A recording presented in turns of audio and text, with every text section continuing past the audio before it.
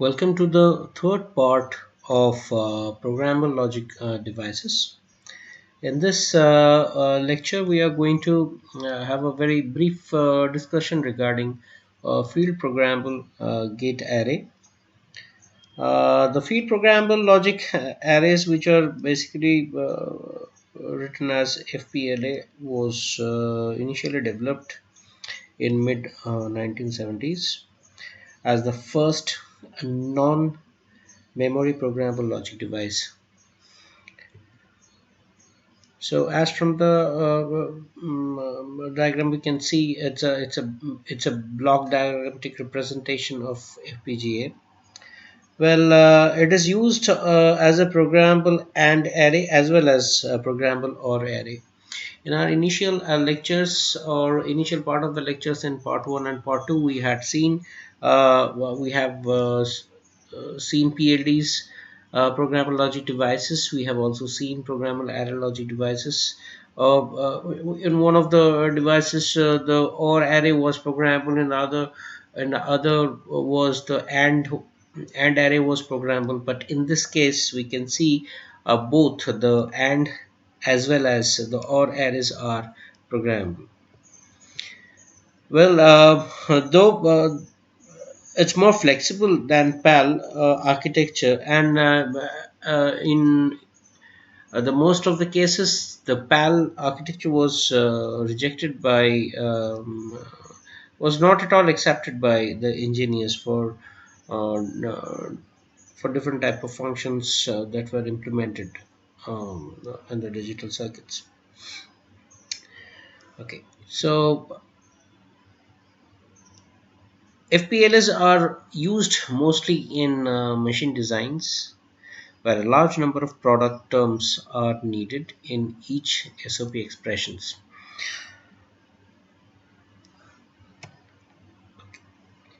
Now, let us have a look about the generic array logic, which is known as GAL. Well, generic array logic devices have an architecture which is very similar to PAL devices. The standard low density PALs are one-time programmable, whereas the GAL chips, on the other hand, uses or the technology of or it has the inbuilt technology of EPROM array in programmable matrix that determines the interconnection to the AND gates and in an AND or OR circuit structure.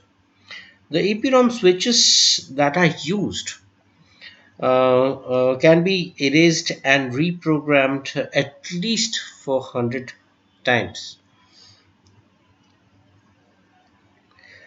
Well, the second very good feature that the GAL chips provide are the advantage of a PAL device is the programmable output logic macro cell, which are also known as OLMC. In addition to the AND or OR gates used to provide the sum of product terms, GAL contains optional flip-flops for register and counter application, tri-state buffers for outputs, and the control multiplexer used to select the various mode of operations. So these are the additional features that the GAL chips provide. Fine. Now, consequently, the GAL devices can be used as a generic pin compatible replacement for most of the PAL devices. Now, let us have a look at the OLMCs. Well, in the on the right hand side, you can see the diagram of a OLMC where we have the programmable AND array. This side of the section is the programmable AND array. You can see we have all the variables in the normal as well as the complemented form with the buffers, and we have the AND arrays which are connected through the links on the left hand side. So this is the basic block of an OLMC, And also we can see that the product terms generated by the AND array are fed to an OR gate in the OLMC, and it can generate the SOP functions that can be routed to the output as a combinational function. Here we can see the OR logic gate, and it is having the input from the AND arrays, and the output of it is fed to an flip-flop, and through the multiplexer it can be routed to different IO pins. In this diagram we can also see that the thing that we were discussing earlier, that D flip-flop is used to clock. It can be clocked. The data can be clocked into the D flip-flop for a registered output. Similarly, specific locations in the EPROM of the memory array are used to control the programmable connections and options for the chip. The programming software actually takes the control, or automatically takes care of all of the such details. The GAL chips are very inexpensive and versatile SPLD devices. Well, if we think about the logic array blocks, the group of 16 of these macro cells are defined as logic array blocks, which are also known as labs. The CPLDs, there are many labs interconnected with each other through a programmable interconnect array, which we also call PIA. These devices were able to be configured while in circuit through a standard 4-wire JTAG serial interface, or by removing the ICs from the circuit board and using a programmer. Well, in modern day devices, we can see that there are more complex circuits. These circuits are densely packed, and also they are mounted on the boards on which is called SMT, or the surface mount technology. So they are no longer removable, and hence infield programmable techniques are used. So in circuit programming via JTAG interface has become the industry standards, and by the means of programming and configuring the PLDs, or the memory devices, and the microcontrollers. Well, the newer versions of Altera Max 2 family of CPLDs has a much different architecture. The new version uses the lookup tables. A newer technique has been inculcated and introduced into Altera Max 2, where we go for lookup table architecture, and it is more die efficient, and row and column signaling routing structure. Well, now if we think about the lookup table, it produces the logic function by storing the desired function's output, results in SRAM based memory, acting essentially just like a truth table for a logic function. The SRAM technology for PLDs, although volatile, as we all know that SRAMs cannot hold the data when the power is removed. So, although it's volatile, the programs are much faster than EPROM based devices, and also allows a very high density packing and the storage cells that are used to program the larger PLD devices. So, in order to achieve the seemingly non-volatile programming of Max 2 devices, the configuration information for a design application is actually stored in a flash memory.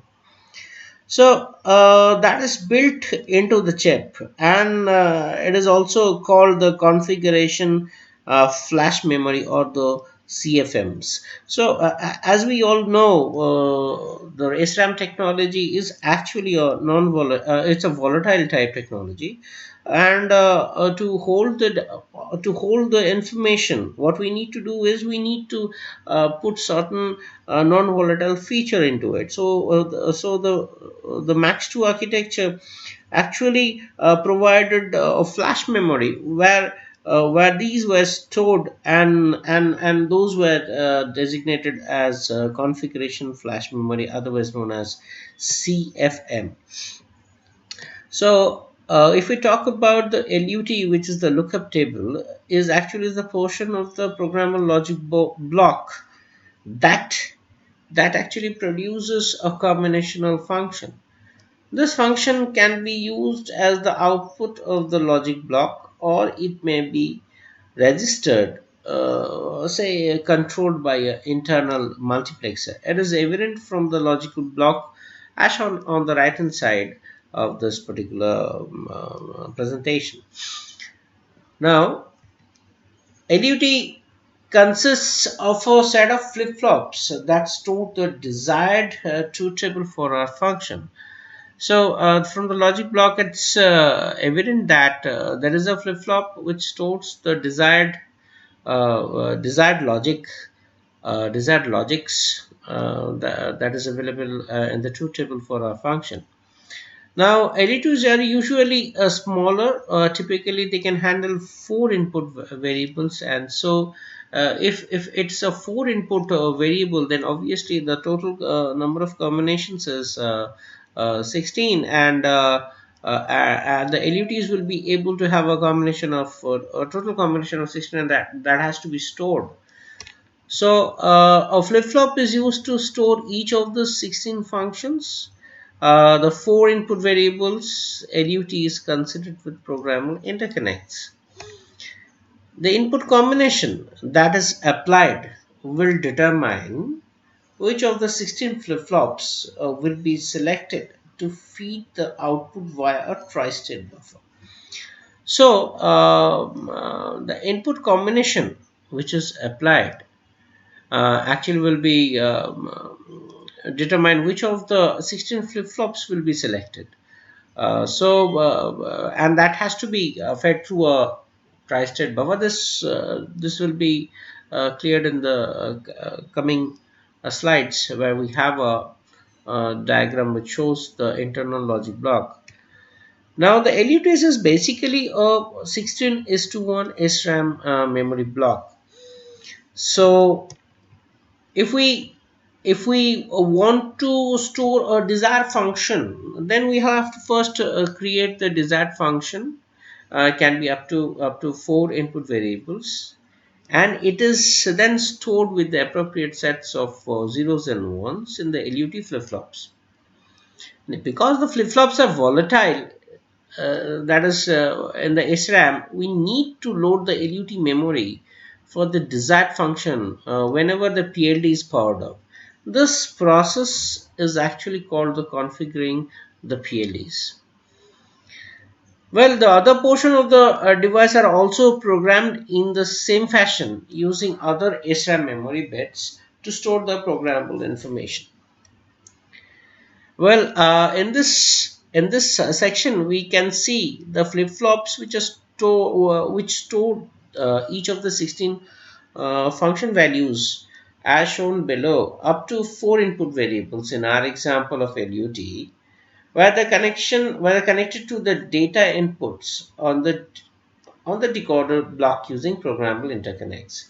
So you can see each of this particular section is enabled with an address, and as per the availability at the input of the decoder, any one of the output gets selected, any one of the address output gets selected, and correspondingly that particular flip-flop data will be selected. And since these are programmable interconnects, so the data can be routed in and out of this particular cell. So in order to select the data from that particular flip-flop, you need to address the sections So in order to address the sections, we have a decoder, and as per the available input, the decoder, since there are four, so out of 16 possible address locations, any one will get selected at the output, and that particular information will be available at the output from this. So this is the basic functional block of a lookup table. So I hope this particular lecture provided you a very brief, a very brief information regarding FPGAs and how they are programmed and what are GALs, and how they have are the improved version of a PAL, and how FPG and LUTs are improved version of a GALs. So thank you for watching this video, and we will again come up with a lot of videos related to embedded systems in our new venture into the programming and the functional blocks of embedded systems. So stay tuned to my channel, and I will also try to upload the videos as soon as possible. Thank you very much again for watching the video.